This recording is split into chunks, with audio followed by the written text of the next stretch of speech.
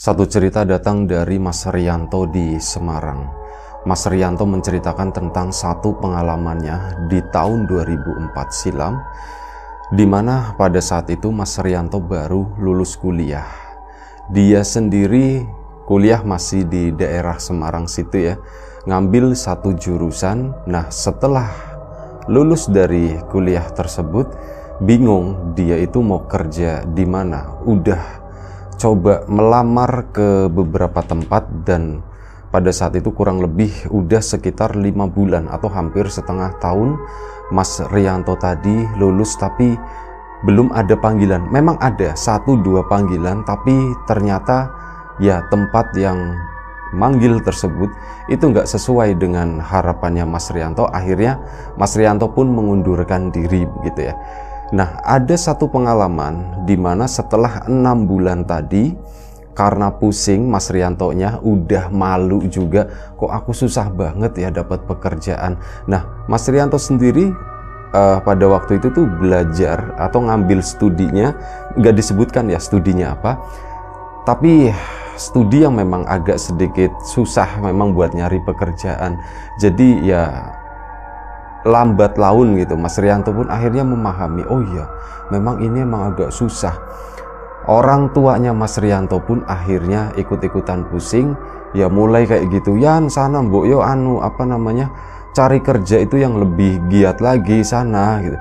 Pak, aku sudah Pak, aku coba Pak. Ya sana kamu pergi kemana, ke perusahaan apa perusahaan. Pak, zaman sekarang itu udah jarang yang seperti itu. Biasanya kita apply gitu itu via via email kayak gitu, kata si Mas Rianto tadi. Oh begitu ya. Bapaknya pun agak sedikit ya antara mengerti dan bingung, soalnya di pikiran bapaknya yang namanya ngelamar kerja ya datang langsung ke tempatnya, bawa amplop semacam itulah.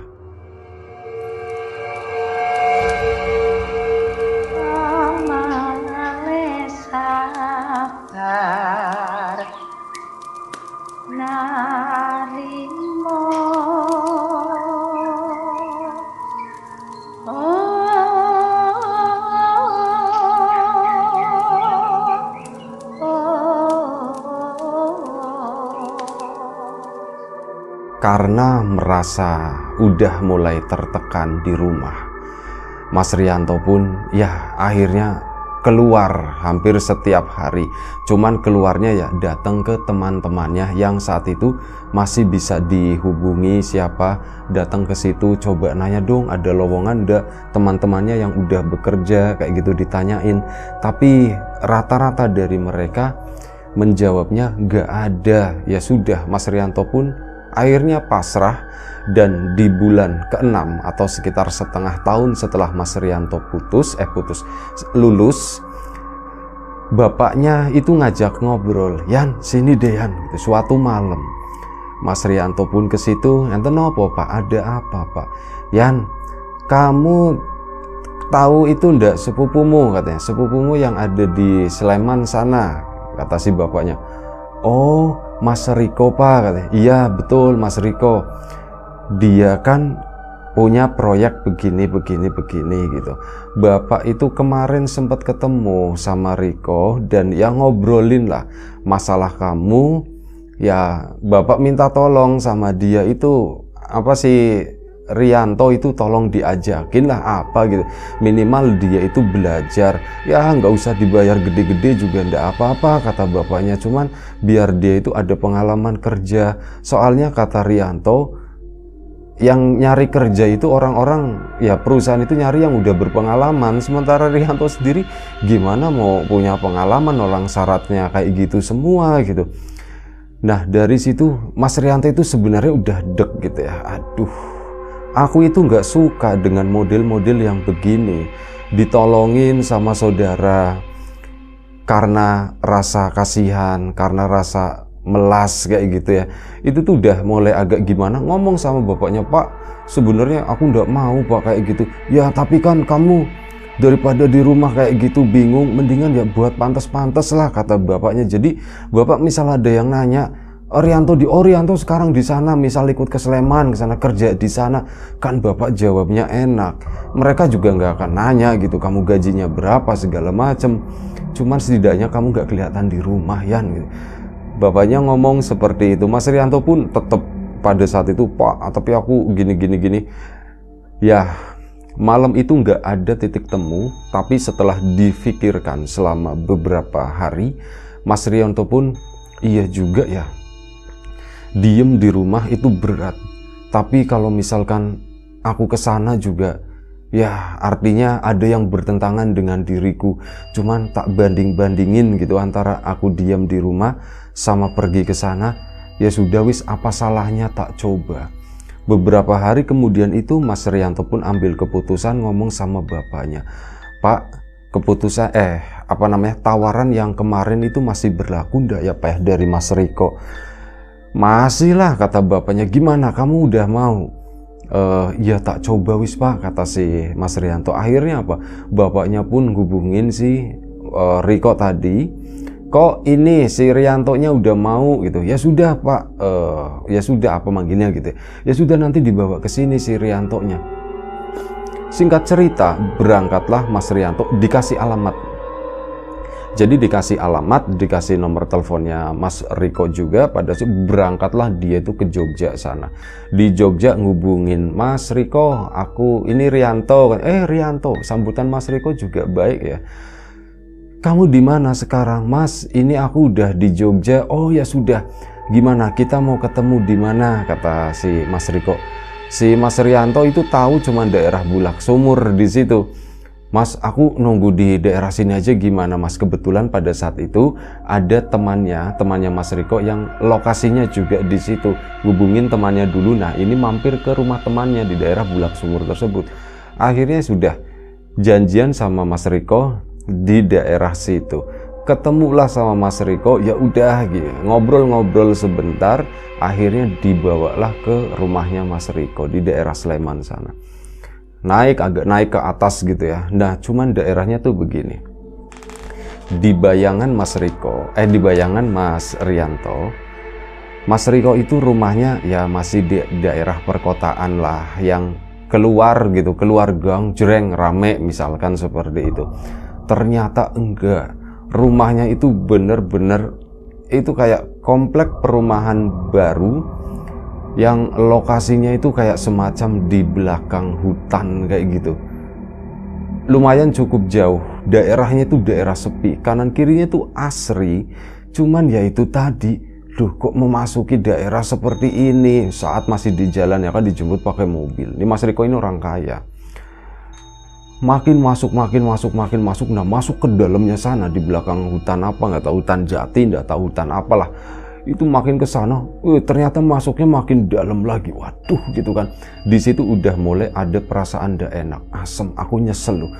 Kalau aku tinggal di Mas Riko, ya aku kan memang belum ada tempat tinggal ya. Sementara ini aku tinggal di sana, gimana ya?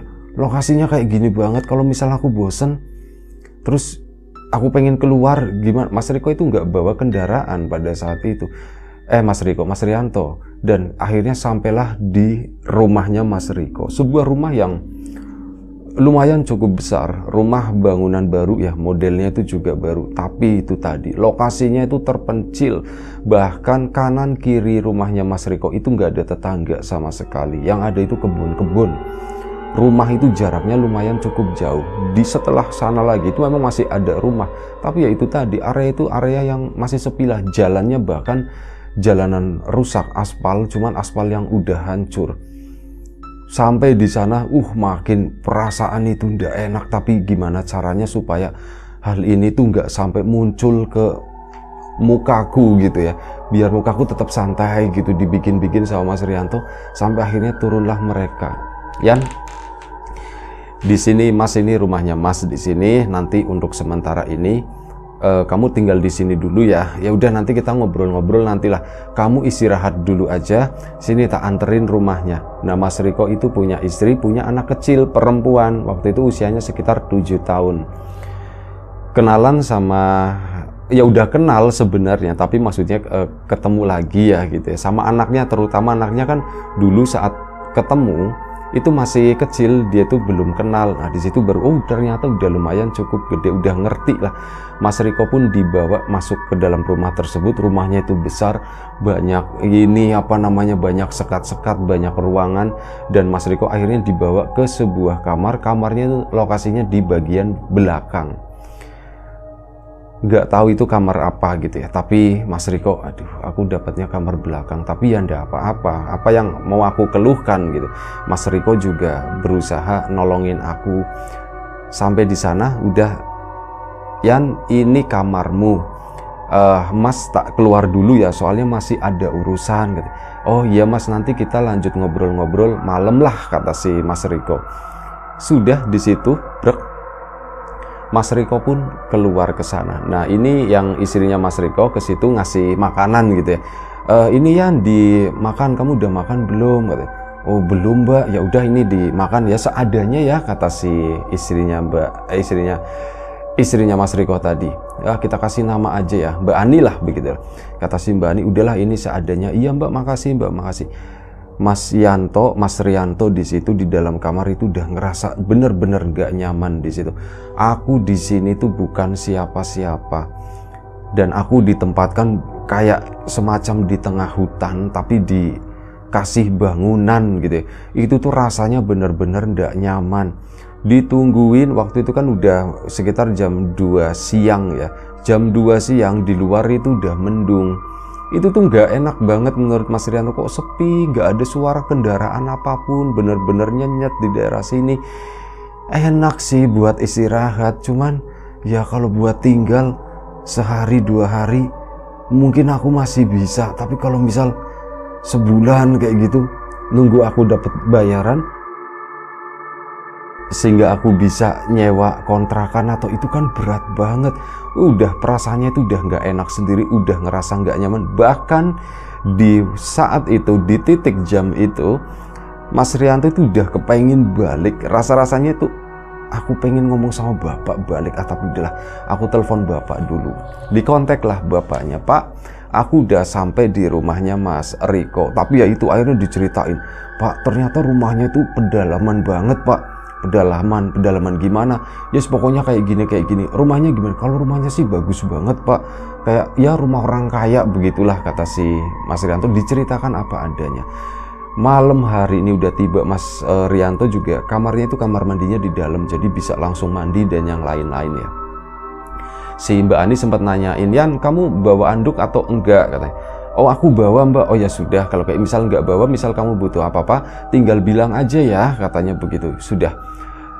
Malam hari sekitar jam 7 Mbak Ani pun ke situ bawain makanan. Yan ini makan gitu. Atau kamu misal mau makan di sana ya ndak apa-apa, katanya misal kurang tinggal ambil aja di meja makan di situ ya. Oh iya Mbak, makasih Mbak. Mas Rianto itu ndak mau aku ke sana gitu. Aku malu soalnya. Sampai malam, itu habis makan sekitar jam 7 malam ya, ditungguin sampai jam 8. Mas Riko kok nggak muncul-muncul ya, dia itu udah pulang atau belum. Sampai sekitar jam 10 pun cuman glusar-glusur, nggak ngapa-ngapain di situ. Yang ada cuman suara binatang malam. Itu pun sama, Mas Riko pun nggak datang-datang. Sampai akhirnya Mas Rianto itu tertidur. Dia tertidur di sana, gak ada ketukan sama sekali. Bangun-bangun itu sekitar jam 2 pagi. Jam 2 pagi terbangun, kaget dia gara-gara yaitu tadi begitu bangun kan dia lupa. Duh, ini aku di mana? Dia langsung bangun mikirin, kok aku berada di tempat ini? Dia selama beberapa detik akhirnya baru nyadar, oh iya aku di rumahnya Mas Riko ya. Sepi banget pada saat itu. Karena apa ya, di dalam kamar itu rasanya tuh agak sedikit engap. Padahal di daerah tersebut itu udaranya tuh lumayan cukup dingin. Tapi karena desain kamarnya itu ndak dikasih ventilasi apapun, cuman ada jendela, memang jendela pintu, tapi nggak ada angin-anginnya. Jadi jam 2 pagi tuh rasanya engap. Mas Rianto pun memutuskan dia juga pengen ngerokok gitu ya. Ini gimana ya? Tak buka aja deh pintunya. Akhirnya pintunya dibuka, jeglek. Si Mas Rianto itu ngerokok di sana. Ngerokok baru habis setengah batang mungkin. Tiba-tiba dia itu mendengar ada ketawanya anak kecil.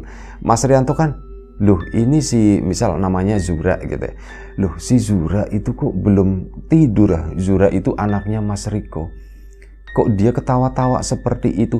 Dan bener, nongol di pintunya Mas Riko kamarnya yang dibuka kurang lebih sekitar setengah meter itu, nggak full ya, tapi dibuka, nongol anak kecil tersebut itu Zura itu nongol, tapi nongolnya tuh tetap begini, mukanya tuh ngeledek gitu, nggak ngomong apa-apa, hanya lidahnya tuh dimelet-meletin kayak anak kecil yang lagi ngeledek lah, semacam itu.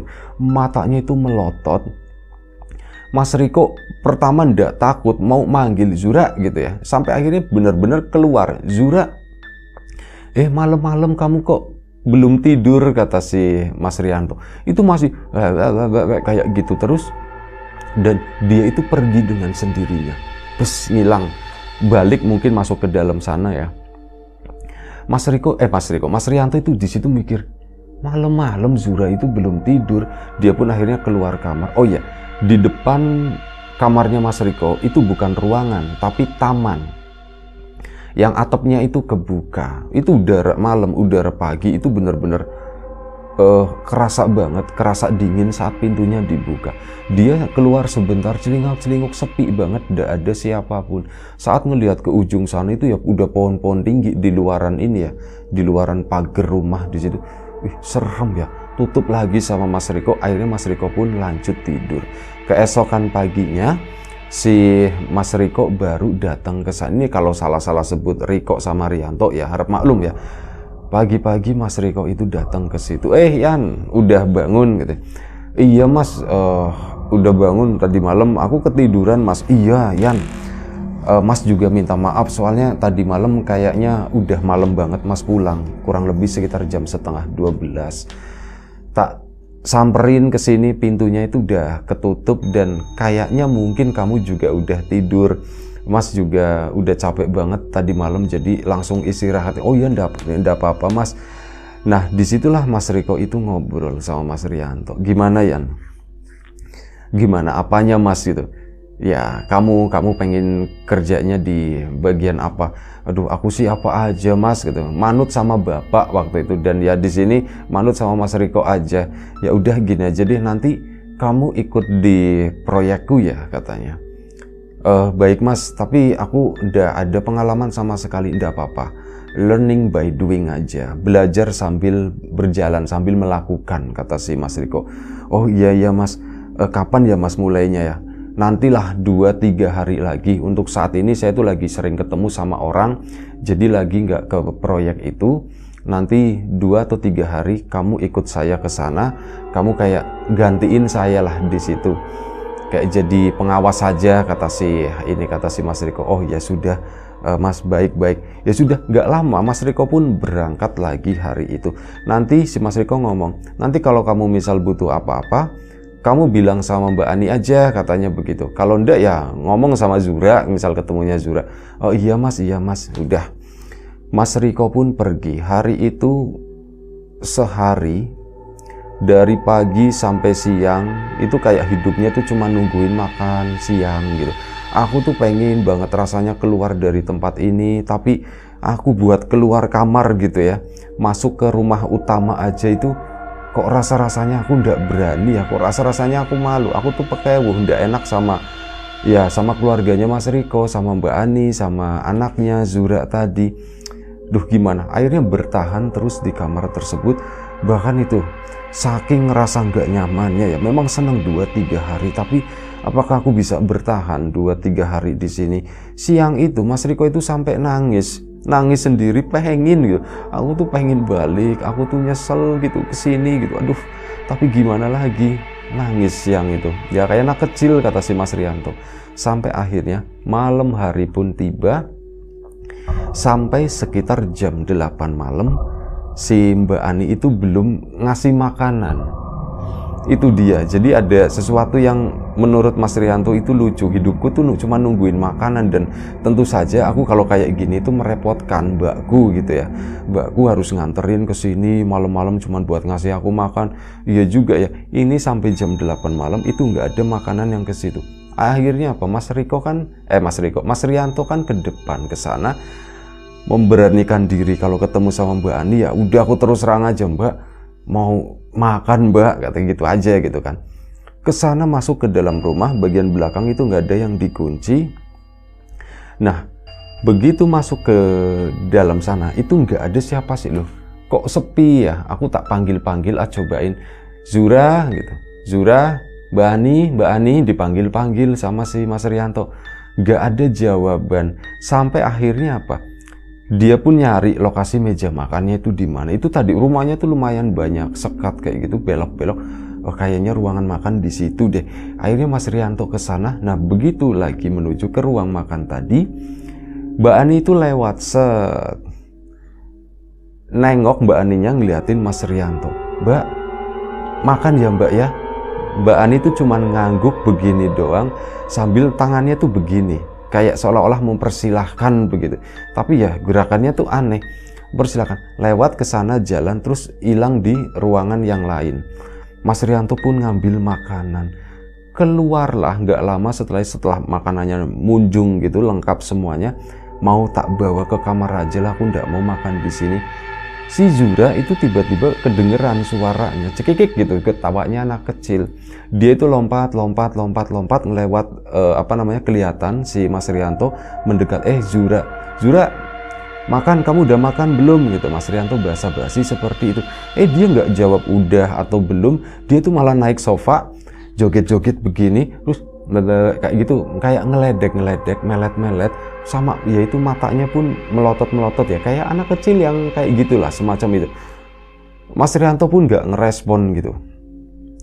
Dia gimana ya, udah asing dengan anak ini, aku baru ketemu, aku nggak kenal sama anak ini, dan anak ini tuh kok aneh sikapnya tuh seperti ini gitu.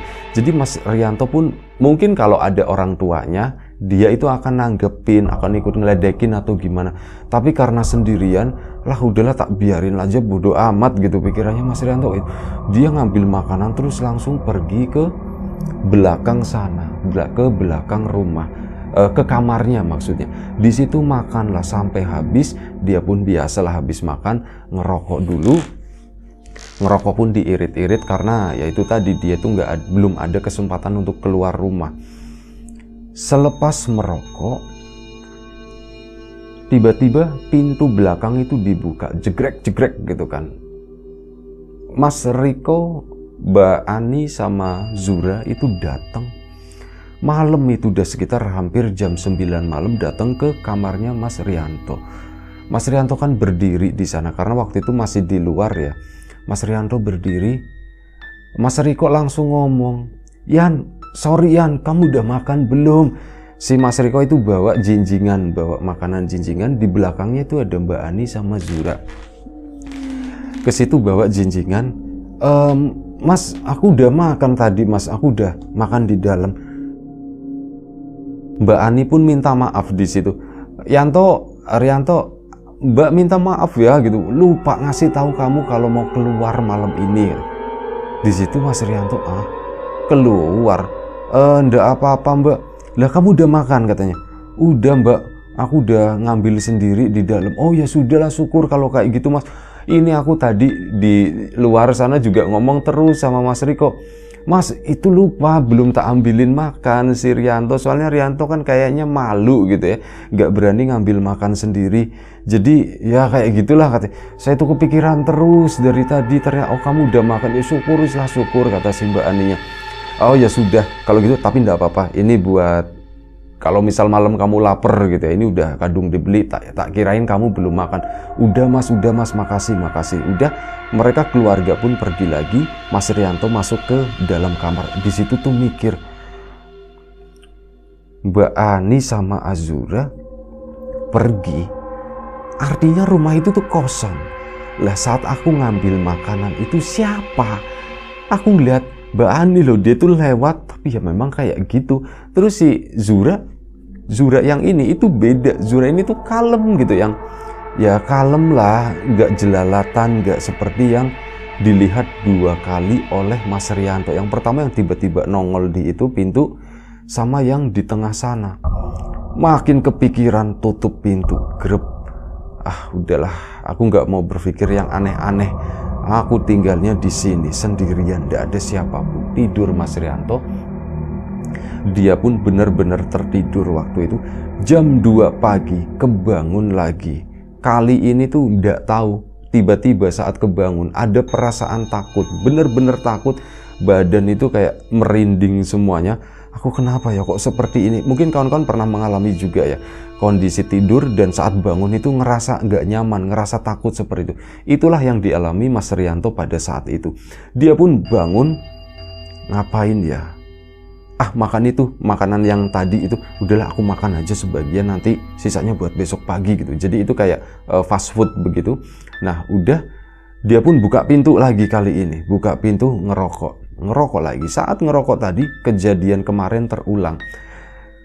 Nggak ada suara, nggak ada apa. Tiba-tiba di taman itu ada Zura. Zura itu lagi ya kayak gini, joget-joget, kayak itu ngeledek-ngeledek, matanya pun melotot. Mas Rianto pun merhatiin gitu ya. Diperhatiin selama beberapa detik sampai akhirnya dia merasa mungkin ini saatnya aku ngomong. Zura gitu. Celingak-celinguk, nggak ada orang tuanya pada saat itu. Zura, kamu ngapain sih kayak gitu? Gak malu malam-malam kayak gitu. Itu tetap ngeledek begitu. Cuman yang bikin Mas Rianto ngerasa mulai nyadar, memang bener-bener aneh. Zura itu saat melompat, itu lompatannya lebih tinggi dari anak pada umumnya. Lompatnya ke samping, itu tinggi bisa 2 meter. Jelep gitu ya. Ngeledek lagi. Jelep, nanti ada salto kayak gitu. Tahu-tahu zut mendekat ke arahnya Mas Rianto, nanti mundur lagi, terus masuk lagi ke dalam rumah sana. Mikir, emang aneh ini loh. Masuk Mas Rianto pun akhirnya takut, dia pun masuk ke dalam kamar lagi. Selesailah malam itu, Mas Rianto balik tertidur. Pagi-pagi dia memberanikan, karena tadi malam itu udah ada obrolan sama Mbak Ani juga, udah mulai agak sedikit cair nih. Nah Mas, kan besok itu rencananya mulai kerja, hari itu tuh belum. Mas Rianto pagi-pagi ke sana, ke area dalam. Di situ ketemu ada Mas Riko gitu. Mas Riko tuh dia tuh kayak habis jogging atau apa. Yan udah bangun Yan katanya. Udah Mas. Kamu udah sarapan atau belum? Belum Mas. Ya udah sana dulu sarapan deh, coba dicek Mbak Ani itu udah siap atau belum, kata si Mas Riko. Akhirnya kesana kan ke dalam, si Mas Rianto-nya ngecek. Di situ ada Mbak Ani, ada Zura juga. Zura itu udah pakai baju SD gitu ya, kayak mau sekolah. Dan sikapnya Zura itu beda banget dengan apa yang dilihat sama dia saat malam hari. Kok beda banget ya? Mbak Ani juga beda gitu. Mbak Ani tuh orangnya memang ceria, rumil gitu, anaknya kecil, banyak ngomong, seperti suaranya juga melengking. Beda dengan yang pas malam lewat kayak gitu. Itu tuh beda banget. Nah, di situ akhirnya apa? Si Mas Rianto tadi ngomong sama Mas Riko. Sebelum Mas Riko berangkat, itu sempat memang ada momen ngobrol-ngobrol setelah sarapan ya. Diajak ke area depan rumah, di teras di sana. Ini untuk pertama kalinya semenjak Mas Yanto datang ke situ, dia ngelihat bagian depan rumah di situ. Pertama kalinya duduk di sana, ngobrol sama Mas Riko. Nah, disitulah Mas Yanto menyampaikan apa yang dia alami. Mas, aku itu nggak tahu Mas, ngalamin sesuatu yang aneh atau apa. Mas Riko pun lagi ngikat sepatu gitu, tiba-tiba berhenti. Sesuatu yang aneh apa, Yan? Itu Mas, aku udah 2 hari ini, 2 malam, itu ngelihat Zura aktif banget Mas, kata sini. Dia itu lompat-lompat, ngeledek-ngeledekin terus, cuman ya waktunya itu nggak wajar Mas. Jam 2 pagi. Aku itu bangun, terus tiba-tiba Zura ke belakang. Mas Riko-nya diem aja terus gitu, hanya bilang seperti itu terus. Dan dari situ Mas Riko itu kayak serius ya nanggepin ini. Itu Mas. Terus yang satu kejadian yang lain itu pas itu loh, yang kemarin itu, yang Mas Riko pulang sama Mbak Ani kan, kalian semua itu keluar rumah. Saya kan karena lapar ya Mas, jadi saya tuh masuk ke dalam rumah ya, cuman buat mau ngambil makanan doang. Pas aku lagi ngambil makanan itu, aku ngelihat Mbak Ani mas, Mbak Ani tuh lewat kayak gitu. Terus habis itu Zura lompat-lompat di sofa di situ gitu. Mas Riko diem aja, dia tuh ya cuman diem. Dia menyelesaikan ngiket tali sepatunya yang sempat berhenti tadi. Begitu udah selesai semuanya, kakinya pun ke bawah. Yan, hari ini ikut Mas aja yuk katanya. Oh ikut kemana kata. Ya udah ke tempat kerjaan yuk, hari ini aja yuk dipercepat kata si Mas Riko ya. Ya Mas Rianto, aduh mas tapi aku belum siap-siap gini. Udah enggak apa-apa, kamu kan udah mandi, udah mas, ya udah ganti baju aja, udah langsung kita berangkat, tak tungguin di sini ya kata si Mas Riko. Akhirnya apa? Si Mas Rianto pun cepet-cepet gitu, sekitar 5 menit itu udah selesai, berangkatlah dia. Ikut sama Mas Riko. Jalan-jalan gitu muter-muter ya menuju proyeknya. Dibawa ke satu proyek, kemudian proyek selanjutnya. Di dalam mobil itu ndak banyak obrolan. Mas Riko itu hanya bercerita mengenai tempat ini yang memang Mas Rianto sendiri itu ya belum terlalu tahu, karena kan dia hidupnya di Semarang ya, ke Jogja itu untuk keperluan tertentu doang. Itu dijelaskan semuanya sama Mas Riko, hanya sebatas obrolan itu sampai akhirnya tuh begini, Yan. Setelah tengah hari gitu ya, Mas Riko itu membuka obrolan lagi masalah yang dilihat sama si Mas Rianto. Yan, kamu yakin mau ikut Mas di sini gitu? Ya, iya sih Mas, kayaknya kalau dilihat seperti itu pekerjaannya gitu, tempat pekerjaannya itu juga ya nyaman Mas, kata si Mas. Kayaknya aku cocok gitu. Ya, boleh sih, tapi gini ya Yan ya. Kamu anggap aja mulai hari ini ikut kerja. Udah tak hitung kerja, kata si Mas Riko. Sekaligus ini ya, kamu nyari itu aja ya Yan ya. Kamu nyari kontrakan gimana? Kamu kan pasti nggak betah kan tinggal di rumah di sana sendirian kayak gitu. Kamu nanti ya pekewuh, ketemu ada Mbak Ani, ada Zura juga gitu. Misal sayanya nggak ada di situ. Gimana Yan? Nah di situ Mas Yanto itu agak sedikit kaget dulu. Kok aku langsung disuruh keluar dari rumah itu ya, secara tidak langsung kayak gitu ya. Mas Yanto pun ya terus terang, iya sih Mas, aku memang ya seperti itu gitu, aku tuh rada nggak enak, cuman ya kalau untuk ngontrak kayak gitu kayaknya aku belum ada uang Mas untuk itu katanya. Oh udah nggak apa-apa kata Mas Riko, untuk itu tuh tenang aja, kita sambil nyari kontrakan aja gimana hari ini. Secepat itu Mas kata. Iya ya secepat itu, mau kapan lagi gitu kan, daripada nanti kamu lama-lama di sana nanti malah bikin gak nyaman. Di satu sisi Mas Rianto itu ngerasa ini ada sesuatu yang gak beres, di sisi lain dia seneng gitu. Akhirnya apa? Hari itu sekitar jam 3 sore dapatlah sebuah kos-kosan.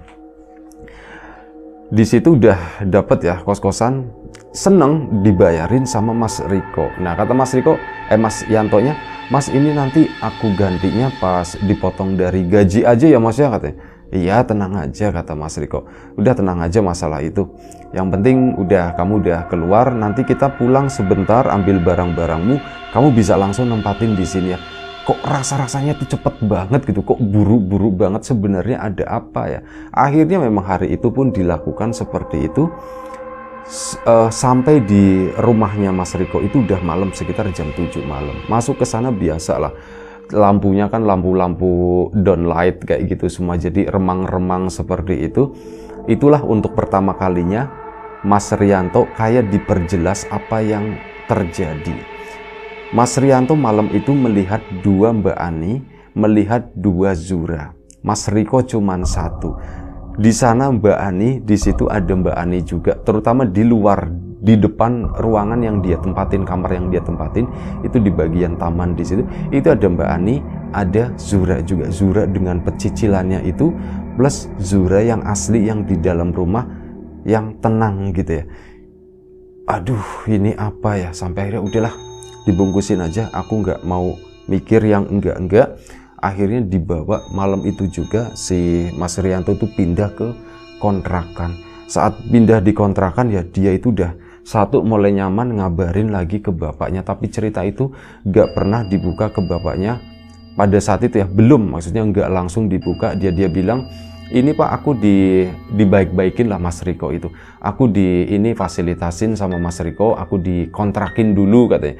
Soalnya ya itu sih Pak, soalnya aku kalau di tempatnya Mas Riko kan barangkali akunya nggak nyaman, pakai atau gimana gitu. Oh ya sudah kalau kayak gitu, nanti Bapak bilang terima kasih sama Riko. Iya Pak, makasih Pak, makasih. Tapi ya itu tadi, Mas Rianto keesokan harinya menjalani pekerjaan itu, dijemput sama Mas Riko. Itu ya, megang-megang proyek tersebut, nggak ngerti secara teknisnya gimana, tapi dalam hati itu selalu berpikir, bertanya-tanya, apa sih yang sebenarnya dia alami itu. Bahkan sampai sekarang, jadi Mas Rianto itu ikut Mas Riko itu kurang lebih sekitar 1 tahun, sampai akhirnya jaringan udah mulai terbentuk. Mas Rianto pun kayaknya aku bosan, aku mau nyoba peluang lain, akhirnya keluar dari Mas Riko. Mas Riko pun fine-fine aja, biasa-biasa aja. Mas Riko itu orang baik ya. Tapi itu ada satu pertanyaan yang kok aku nggak punya jawaban gitu, dan Mas Rianto itu segan untuk nanya-nanyain ke orang, untuk konsultasi ke orang apa yang dia alami.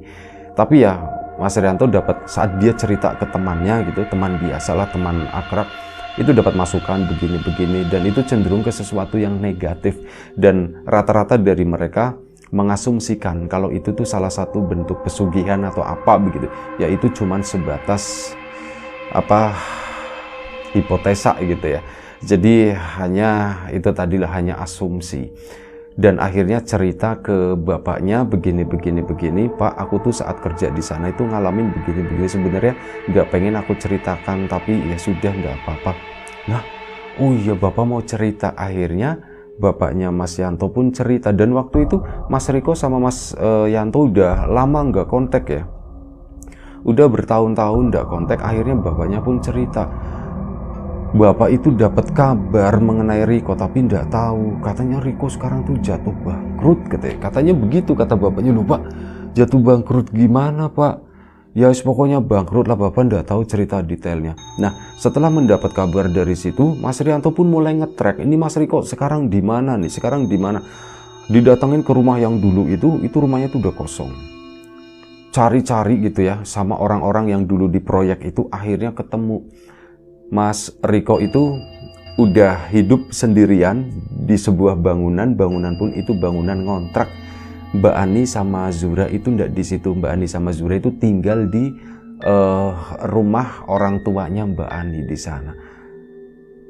Saat ketemu sama Mas Rianto pun Mas Riko agak gimana gitu, malu, Yan kok kamu tahu Mas di sini gitu. Iya Mas, ya aku begini diceritakan semuanya. Dan Mas Riko pun dia bungkam, dia itu ndak menjawab apapun apa yang terjadi dengan dirinya, apa yang terjadi dengan keluarganya. Jadi nggak tahu apakah benar asumsi dari kawan-kawannya kalau Mas Riko itu pernah melakukan sesuatu tapi pada ujung-ujungnya gagal atau gimana, Allah alam nggak ngerti. Apalagi masalah penampakan-penampakan yang ada di rumahnya tersebut.